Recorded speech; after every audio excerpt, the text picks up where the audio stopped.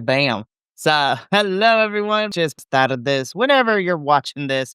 And welcome to BC Wrestle Pod, where we are here for another exciting episode of I'm so excited to be back. It's gonna be a fun night.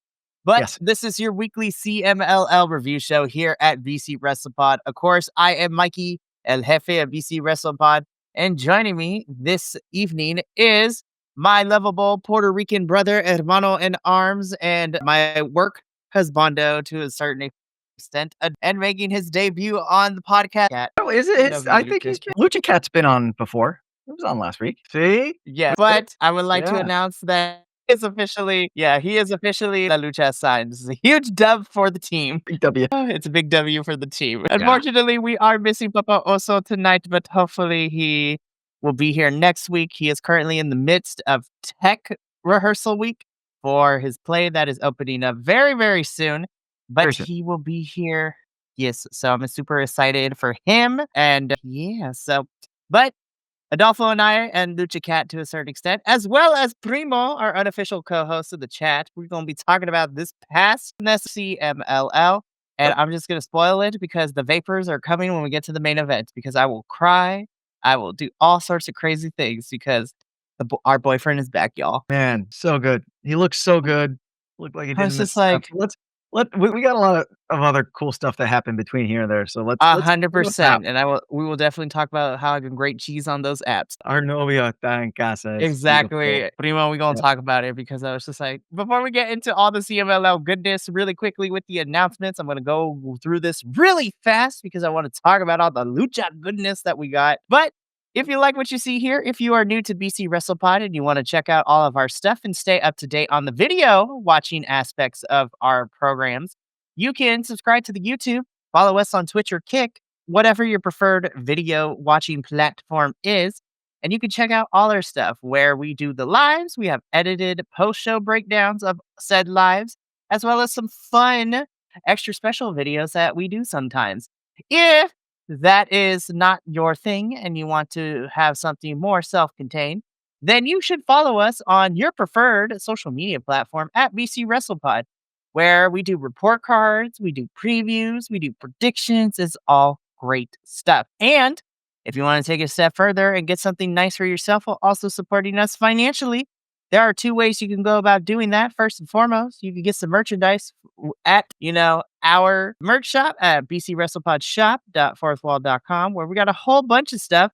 And just in time for the month of November, we have our special Dia de los Muertos collection, where the design has heavily been inspired by surrealist artist Salvador Dali, Pura Mi Peoples. And listen, we have to get through Thanksgiving first, y'all, here in America. But as soon you bet your bottom dollar that a certain Miss Carrie will be thawing out and you can grab our BC WrestlePod Christmas shirt coming to a shop near you. Man, but no, in all seriousness, I'm super excited about that. And ever so often, our little buddy, the coffee bot, will be popping up in the chats, ever so slightly, ever so often. If you want to help us keep the metaphorical and sometimes the physical lights on, please feel free to donate only if you want to. With that out of the way, though, now let's get into why we're really here, which is to talk about Lucha Libre and CMLL and Viernes. So good show. Fun show. Let the trial commence. Anyways, so I'm excited because this is going to play into what's coming up this Friday too. So I'm excited. I was like, continuity. I'm just kidding. No, but we kick off Viernes Espectacular this past Friday, which, the November 7th edition. And our opening match is, of course, Oro Jr. and Diamond, if you want to. Take it on up and El Coyote, at least to us, are not new. We have seen them before. And I've only seen a little bit of Oro Jr. and Diamond in this match. I was just like, okay, let's see where we're going to get. I was not prepared for the ending. No. I was like, ooh, somebody lost their cool. I was like, keep it together. No. Oh my God. That was literally real time. I was like, oh my gosh. I was like, whoa. Yeah. So to fill everyone in, in Lucha Libre rules, if you are wrestling a masked lucha, it is illegal to take their mask off. And Coyote, they took off the masks of Oro Jr. and Diamond, so they lost the match, which sets up for this upcoming Friday. But let's talk about the match real quick. The match itself, I thought, was a really good beginner match. like we say, week in, week out, the first match of Viernes Espectacular sets the pace. And, these four, I feel, were like high energy, worked really well together. I, too, haven't seen a lot of Oro Jr. and Diamond, but yeah, it was like Primo said, it was a solid opener from four really talented luchadores and setting up for a dramatic máscara contra máscara. So I'm so excited for that in the new year. But yeah, like you said, I'm really excited because this does go into, well, what Primo said leading into the cage match at the beginning of the year for New Year's. But on top of that, though, I do like it was like, oh, okay, so we're gonna run this back this Friday. Okay, I'm here for that. Let's do it. So I'm excited. This is, oh my goodness, this is gonna be a lot of fun.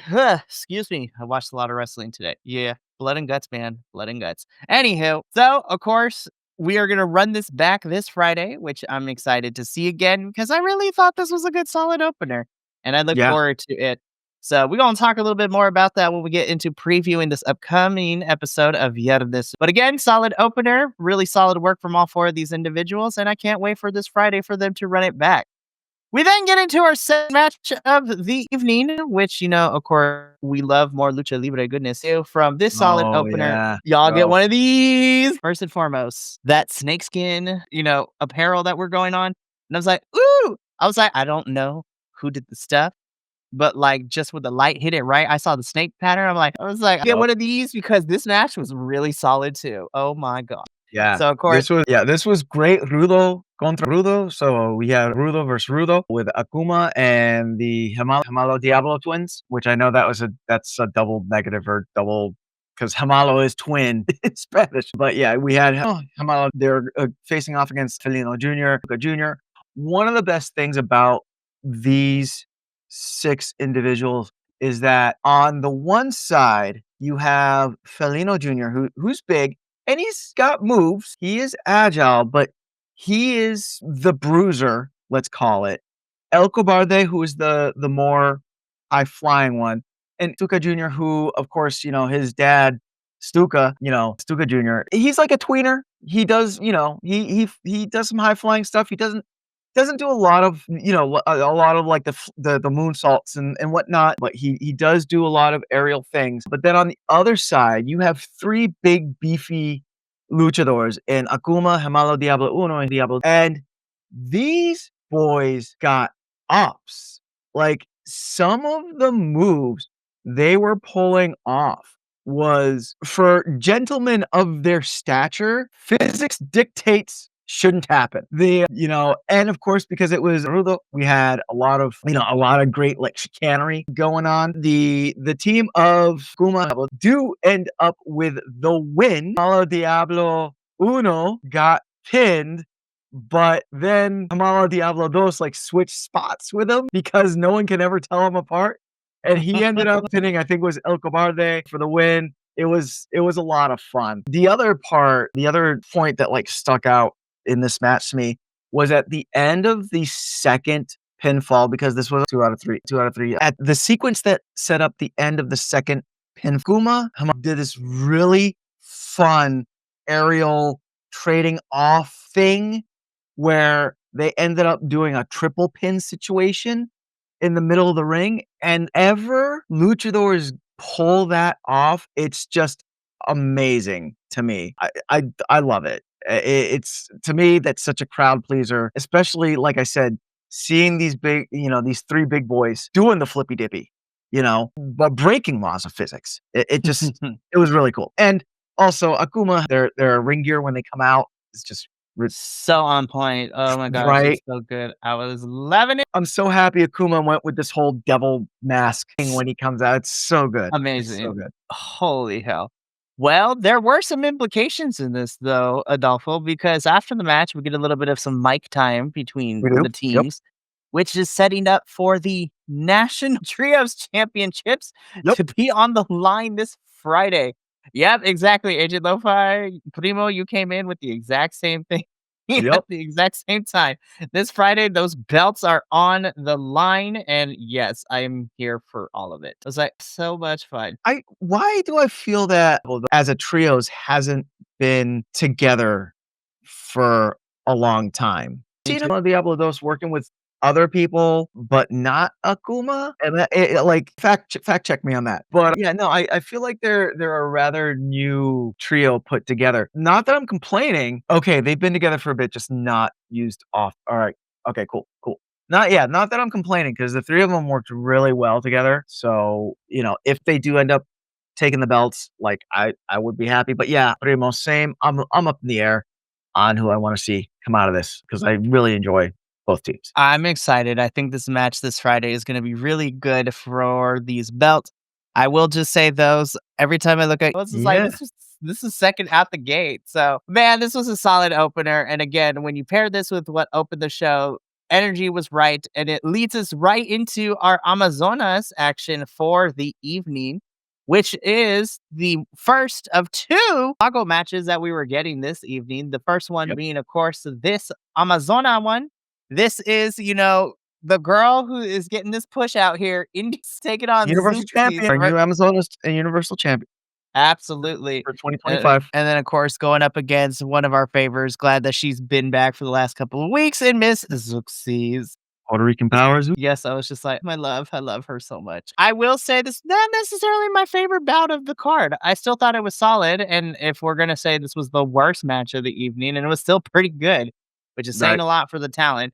But I will say, I think this was probably my least favorite match on the card. I don't know. I felt like it took them a little bit to get the chemistry going, but once the crowd started getting into it, and then, they started to find their rhythm, is the last half of this match was very, very fun to watch. I don't know. I guess if we would have to rank the matches and say like which one we thought is the best and which one we thought was not the best. Yeah, I would say that this Relampago match would be the bottom, but that is, I feel, a very false simplification of the match because it was a strong match. It's still a very strong wrestling match. Very strong Amazonas match. I feel India Sui each week, ever since she's picked up the Universal belt, each week that I've seen her, I feel like she's getting better and better, if that makes any sense. I feel Zoe is really starting to find her stride again. I think she looks really good and she's starting to look really solid. Dare I say Zoxys is looking a lot more athletic since she's come back from her injury, which then has me beg the question, how long was her ACL bothering her for? Because before she went out with the full injury, it seemed, and I think I mentioned this in a few of the reviews, it seemed like she was holding back a little bit. It seemed like something was slowing her down. But yeah, fine, solid match. India, picking up that win to kind of, solidify, that she's the universal champion and getting that push. Very true. Not only has she been picking up a lot of wins too, but she also made it to the end of the time limit draw when it was her versus Persephone last week, Yep. or 2 weeks ago, I should say.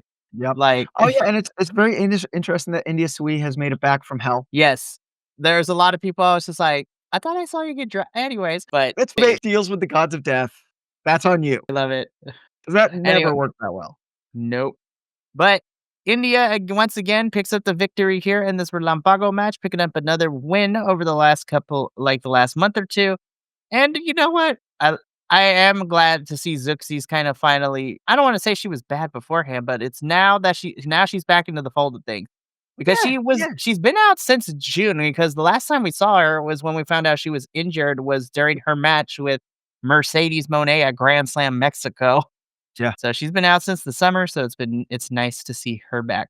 But we got to move on though, because we still got 3 matches to talk about for this one. Yeah, Which I'm sure that Defunto, well, and also our new king of hell. Get on my Junior. Yeah.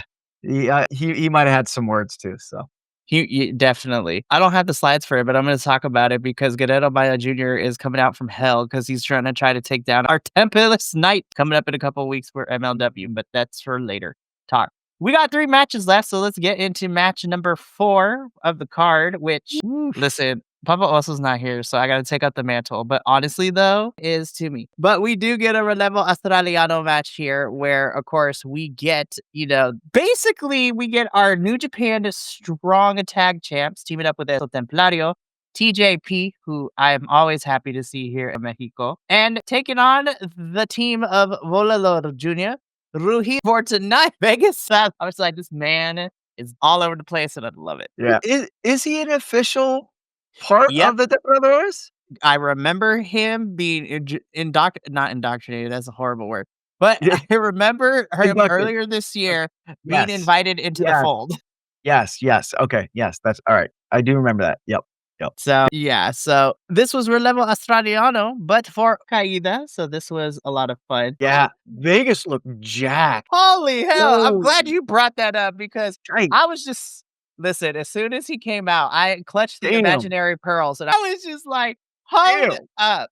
I was like, I know I listen, I wear my glasses from time to time, especially when I'm looking at electronic screens for a long time, but at the same time, I was just like, "Now, I know this man was not this jacked, or at least I don't remember." And I was just like, "Where's the fan? Cool me down." Yeah, when he came out, I was like, "Where you get them lats, Vega? Where'd you get them lats? You didn't have It's those like lats last time I saw you."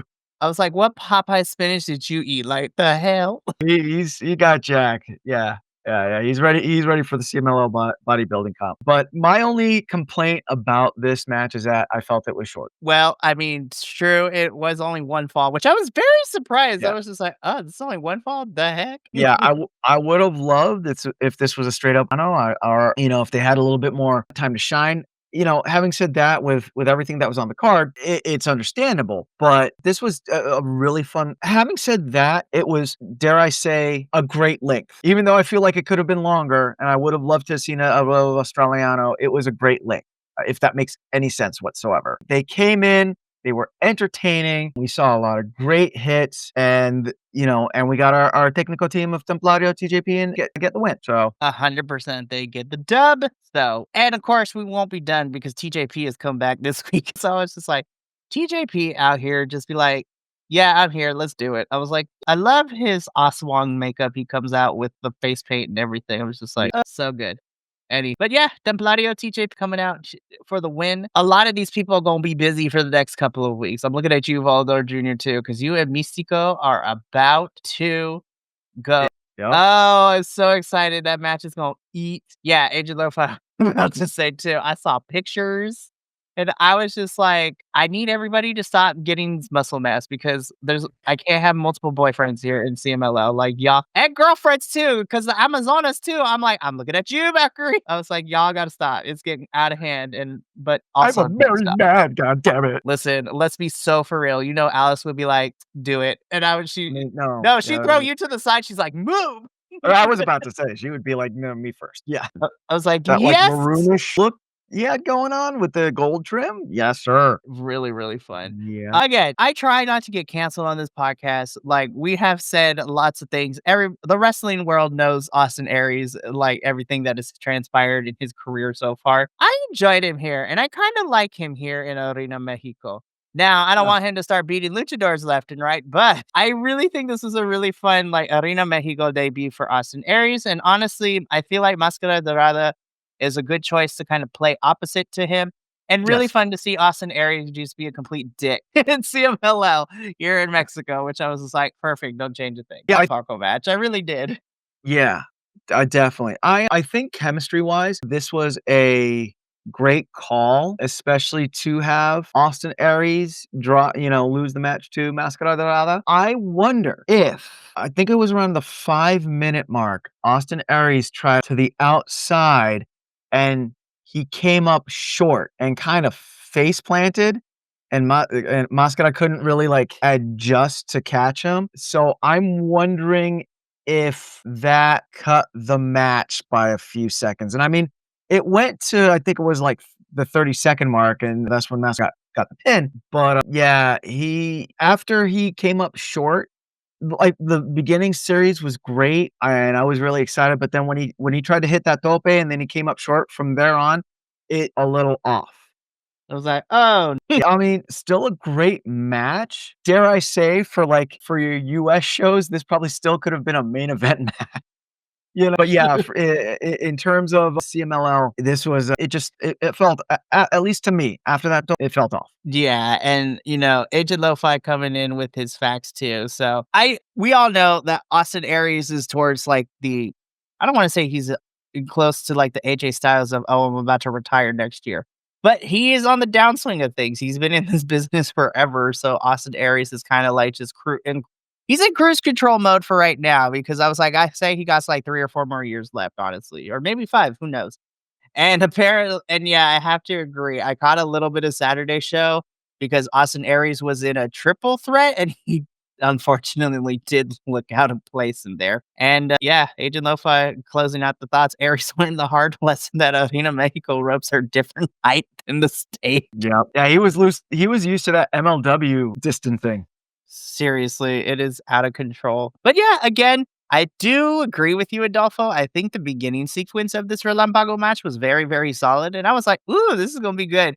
And then when Austin Aries face planted, I was just like, well, somebody had to do it. There's always one person every episode. Those ropes are going to kill somebody. It just happened to be almost you, Austin Aries. But you know what? I really do want to see him back here. I'm hoping that we get to see him.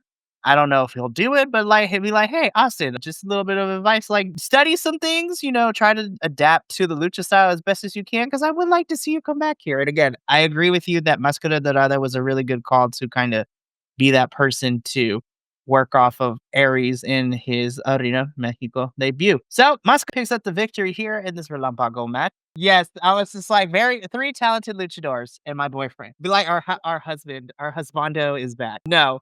But in the main event of this pass, we get this was the, three falls, where of course we got who I love with all my heart. Titan is so damn good. Atlantis Jr. and rocking this, kind of dominatrix like bisexual Undertaker vibes vest, which I'm here for. And then of course they were taking on Oro and Soberano Jr.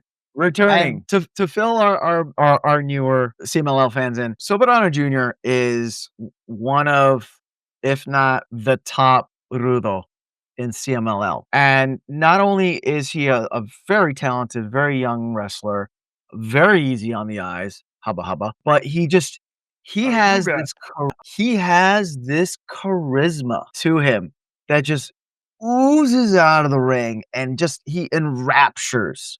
Literally, Soberano Jr.'s Crowd. return was the big reason why it sold out that night. I mean, right there, boom, that's like proof in the pudding. And what was it at NJPW that he got injured earlier this year? Yeah, that's the crazy thing. He got injured during that CMLL versus New Japan like battle royale they had at Wrestle Dynasty. Yeah. And so he's been out since then, and now he's back, and I'm just like, I have missed you. Yeah. And it's funny too, because out of all, like, it seems like every week after like the first week of his absence, every week people were like, "Where's Soberano Jr.? Where's Soberano Jr.?" So he's back, and and the amount of women. In the crowd, listen, I'm just saying there was a lot of women in that crowd too. But Agent Lo-Fi, I would listen. We're far enough into the review. I was like, there was a lot of women. That totally makes sense.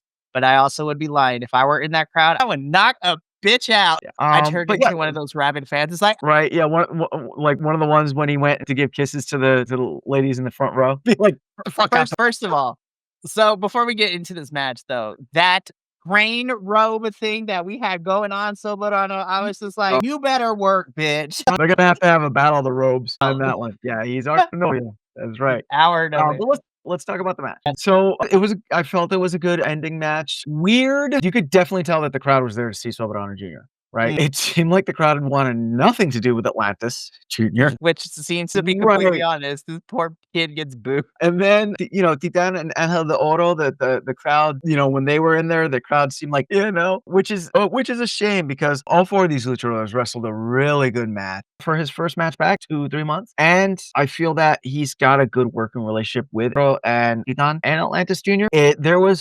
There did seem like there was 1 or 2 miscues, very small, very slight, but it's one of those things, like, if you knew what you were looking for, you saw it and you're like, I felt on the technical side held the ship. I felt like Atlantis Jr. was just kind of like, I'm here too, you know?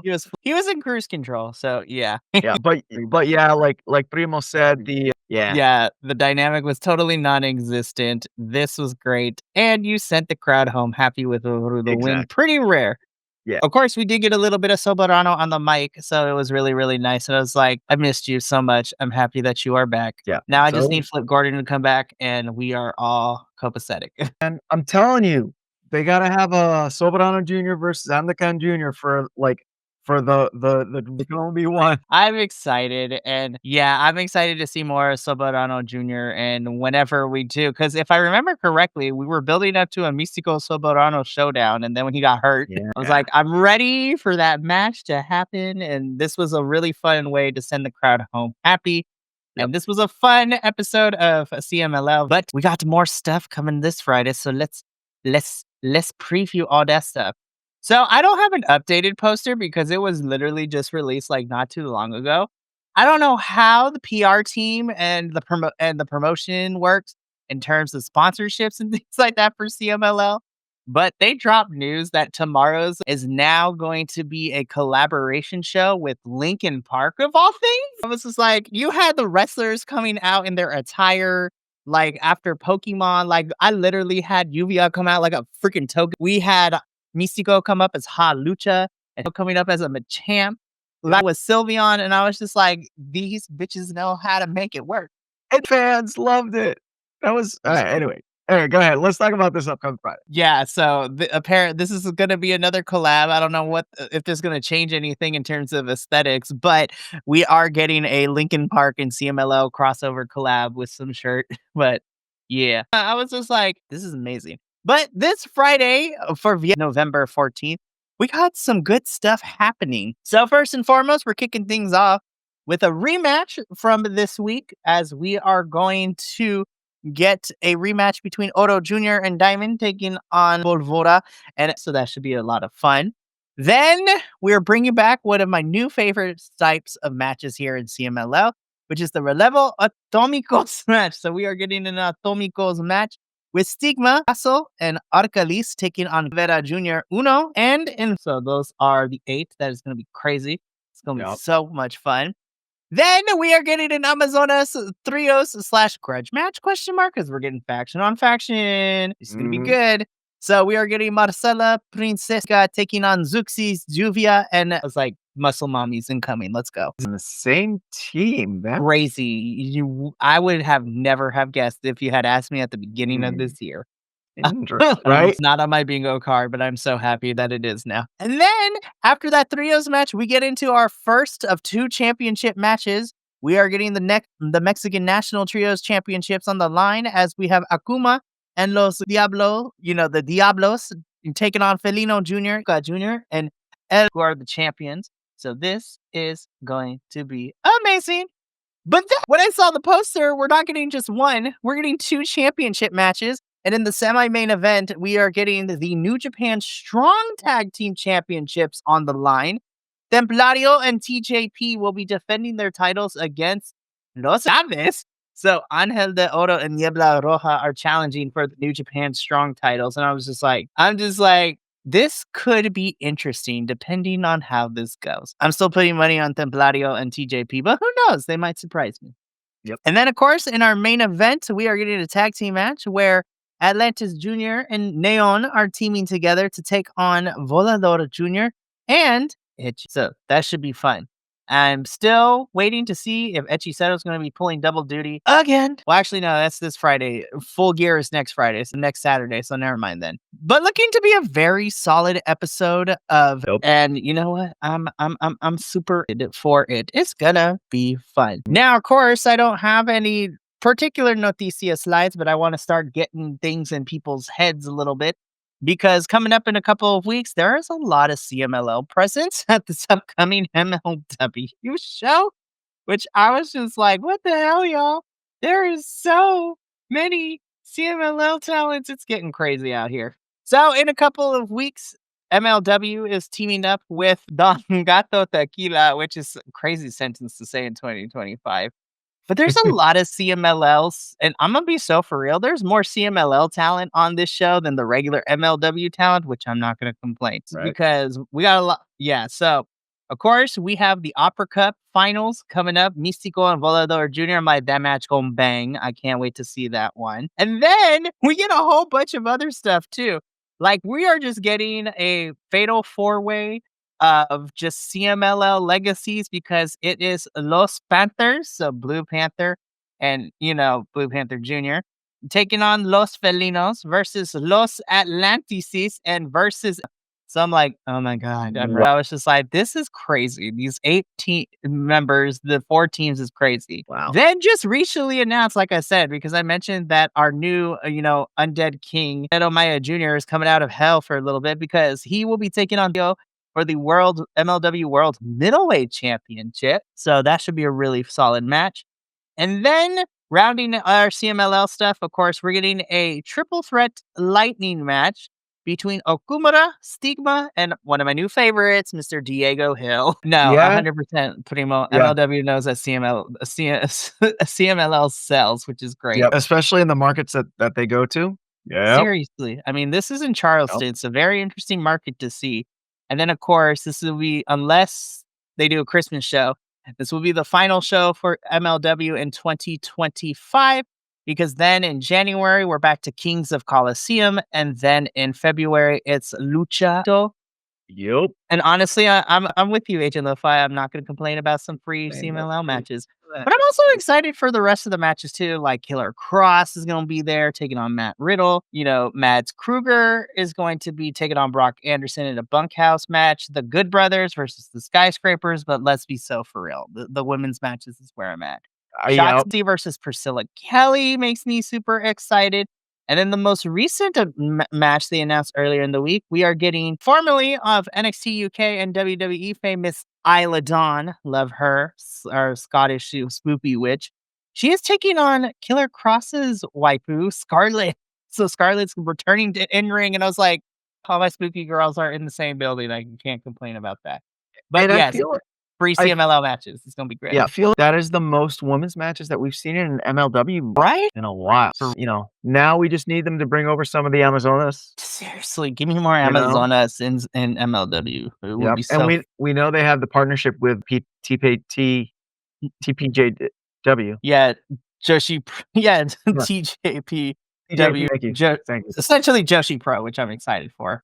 Yeah. I mean, so much fun. So Yeah. good stuff. So yeah, stuff to look forward to in the next couple of weeks. But that's gonna be it for us for CMLL. I'm so excited. Hopefully, we will have the full panel next Wednesday. But we do have two things remaining this week in our normal week before Chaos Brains for the next couple of weeks after. Friday, it has been almost a whole month because they decided to not do any new tapings, but we are finally back with TNA this Friday. We are not only reviewing the Thursday episode, but we are jumping straight into the gate because we will also be doing predictions for TNA's Turning Point, which is airing this Friday in the middle of our review. Because I was just like, 4 weeks of no shows after the last big pay-per-view. So why not jump into a big pay-per-view? I was like, okay. And then, of course, Sunday, we round things out with our WWE review. And then Chaos reigns for the next couple of weeks because we got TV specials. We got an AEW pay-per-view coming up very, very soon. Progress Wrestling is making some statements over in the UK. Mexico is about to go ham. Thanksgiving is going to be here. We also got Mystery Wrestling happening in Canada, which is nuts to see. It's a lot of things. And then, of course, that we're going to round that all out because I know that not everyone loves the Fed. But part of my Thanksgiving break is I will be in San Diego live for Survivor Series. So listen, I get to see mommy live, so I win. And in CMLL, we're gearing up for the Torneo I was just like, yeah, we got a lot of end of the year goodness coming up in CMLL. for reals. And of course, So my favorite thing is coming up very soon in terms of every projects we do here at BC WrestlePod. I don't care if it's just 2 people or we get a whole bunch of people, but keep putting it in your calendars, y'all. The 2025 BC WrestlePod end of the year podcast is coming, where we talk about the good, the bad, and the ugly of wrestling in 2025.